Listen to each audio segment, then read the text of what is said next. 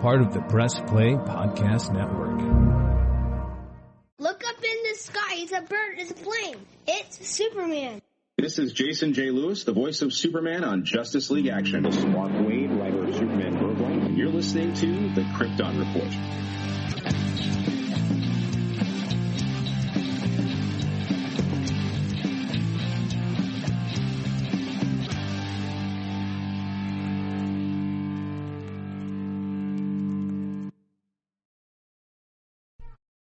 And here we go again. It's time for dun dun dun, the next chapter, the next adventure of Adam-Man versus Superman. Chapter 6, Adam-Man's Challenge. And if you're just tuning in, you might want to back up a couple episodes. Or an episode or two. I had to rush out and save the kids. Who knows what those two are up to.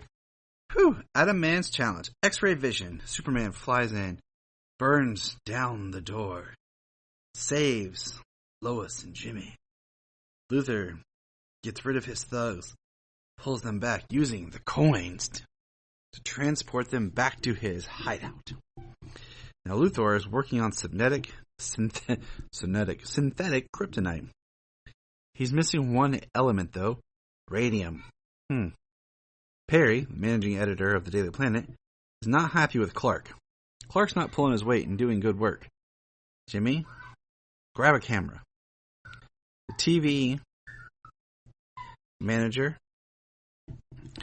appears to be Luthor, working with the TV station truck that's outside. Ginny goes to find out about the radium, which is now being alerted to the police to have everyone who's looking for radium, what do you call it? Flagged, so to speak. Sorry, I blinked for a moment. And when Jimmy goes to follow up a lead on uranium and radium, he is captured. Chapter 7, Mercy of Adam-Man.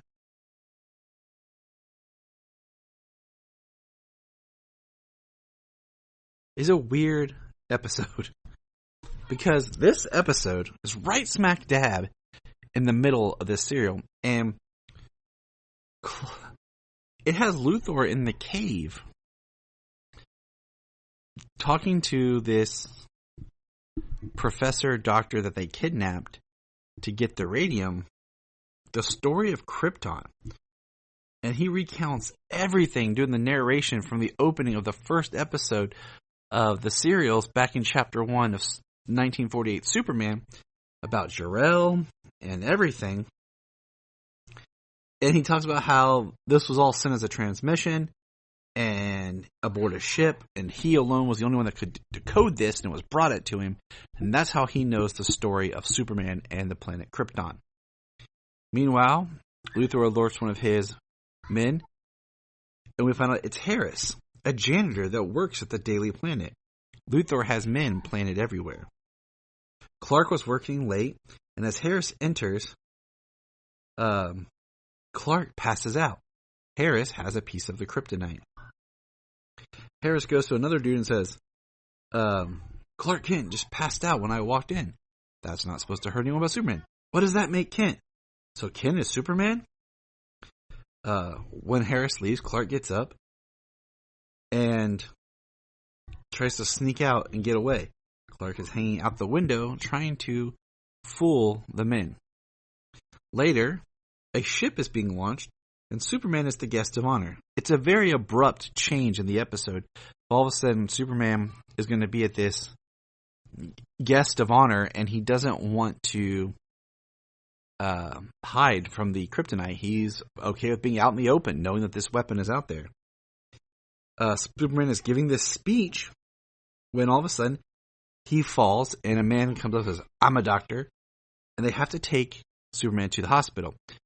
The thugs in the crowd who had the K are seen knocking out the ambulance drivers, switching clothes with them, and they're the ambulance that pulls up that's going to take Superman to the hospital.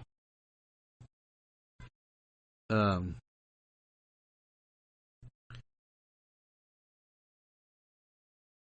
kryptonite is on top of Superman, and he's being taken to the Atom Man. When Lois gets a suspicion of that ambulance and the man she saw driving as her and Jimmy begin to follow. Chapter 8. Into the Empty Doom. The best single episode of any of these serials. Especially if you're a Lois fan. Noelle Neal has so much more spunk and fun in this serial than she did the last time, and this episode is the proof. Superman meets Atom Man at the very beginning as Atom Man puts him in the machine. This time, Superman can't move fast enough that he disappears from the eye, and Atom Man is going to transfer him to the Empty Doom. Superman, right here, steals a line. Well, I wouldn't say he steals. He says a line that later is stolen by Arnold Schwarzenegger. He says, "I'll be back. I'll be back. I'll be back." He says like 3 or 4 times. It's ridiculous. But all of a sudden, Superman's gone. Clark's missing. And the Daily Planet starts to wonder, is Clark Kent Superman? Perry, who has been a hard hitting journalist who always wants facts, tells Lois to write a story stating that Clark Kent is Superman.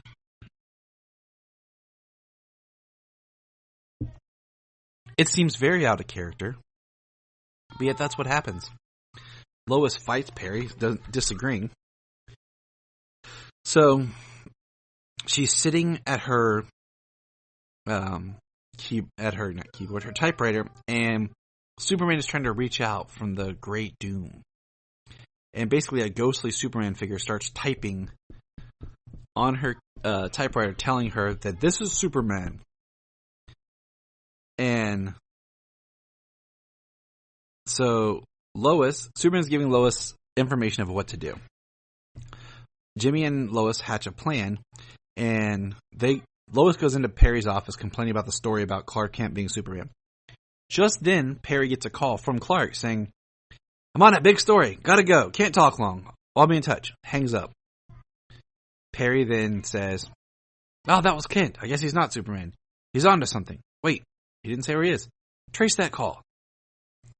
That leads to nowhere. That never comes back up. That is a horrible piece of dialogue that should have been injected.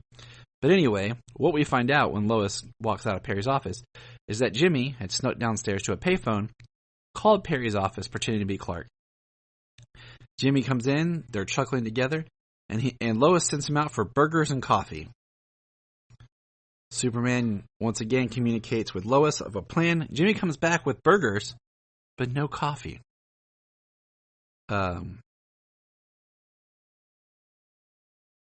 Lois and Jimmy know what to do and where to go, and go to the cave to confront Atom Man to get a chance to bring back Superman. Chapter 9. Superman crashes through. Inside the Daily Planet, Perry's office, we see headlines of basically Superman comes back, Superman returns, and all this, and with some shot news footage that are just footage from the serials themselves, they use the television news to trick Luthor into thinking that Superman is out there doing things. Luthor is upset. He can't believe, so he decides he's going to send one of his guys into the Empty Doom to make sure Superman is still there. He sends him in to the Empty Doom, and it's very much like a precursor to like a Phantom Zone kind of thing. Like, it looks like, a ghostly type transparent figure walking around in what seems to be outer space.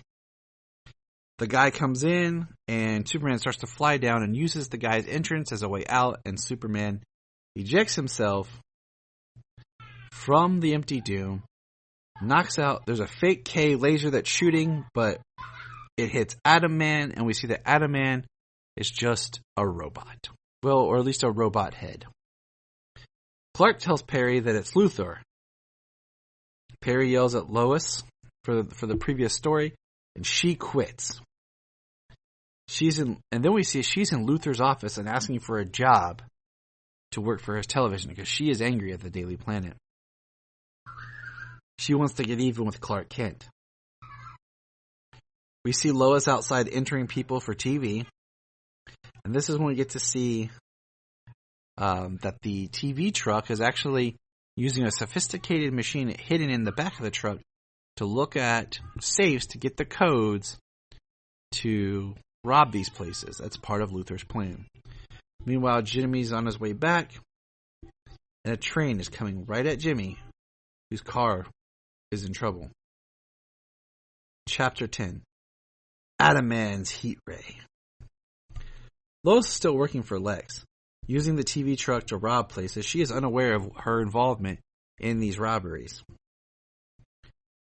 We have a scene where Luthor uses a man to make himself look good by catching this man in some sort of burglary act, trying to build up the public's interest that Luthor is a good man. Clark and Jimmy miss Lois, and they find Lois outside interviewing. We find out that Lois getting fired is actually a gag, and it was part of a plan to get into Luthor's organization.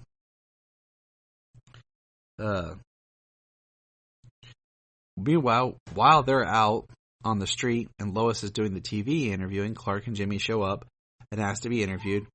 And there's a gun hand thug in the Daily Planet with a gun telling Perry to open the safe, because the Daily Planet happens to have a safe. Superman arrives, and Clark, Lois, and Jimmy get locked in a room. Because Superman arrived to stop the safe, comes out, then hijinks happen, and Clark, Lois, and Jimmy are locked in a room in the building as gas is filling it up. The funny thing about these serials is there's so many times that you're not even sure. If you blink, you miss something because it's so repetitive, the same beats over and over. Of Superman saving the day, Superman doing this, Clark and Lois up. Kit, I just got a call. Blah, blah, blah, story. Go. Oh no, hey, that's one of Adam Man's people. Let's chase him. And it gets repetitive, and sometimes you can be watching it, paying attention, and still say to yourself, what just happened? How did they get here? And try binging these things. It's horrible. I recommend, if you watch any serials, watch this one. Especially Chapter 8. And if you want to watch them all, if you're that dedicated, split it up and watch them about 2 a day. Once a week, something like that. Spread them out. No more than 2 a day, because you will burn yourself out. So here we go. We got one more episode left where we will break down 6 through 15. Remember. Look up in the sky. We just want to say, if you've enjoyed this podcast, please check out other podcasts on the Press Play Podcast Network. Remember to check out Krypton Report on all social media platforms. Go to linktree.com/Krypton Report. You find all of our information right there. If you want to keep Krypton from exploding, join our $1 a month Patreon.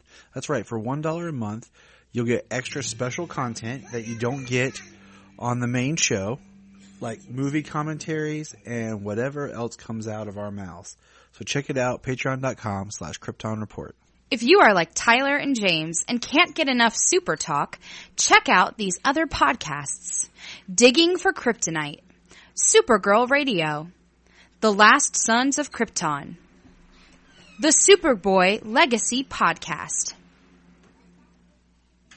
All-Star Superfans, Superman the Animated Podcast, The Aspiring Kryptonians, Always Hold On to Smallville, Caped Wonder, The Geek of Steel, and Truth, Justice, and Hope Podcast.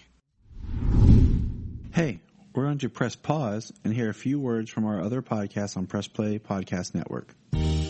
Hello, Brooks here with the Books with Brooks monthly book club podcast. Here's how Books with Brooks works. We read one book a month and then we talk about it. Classics like Stephen King's The Shining, debut novels like We Are the Brennans by Tracy Lang, and tons of other compelling, life-changing stories, one book and 1 month at a time. So come read along with us and then listen in. This is Dan Jurgens, and if you want to have a good time, keep listening to the Krypton Report.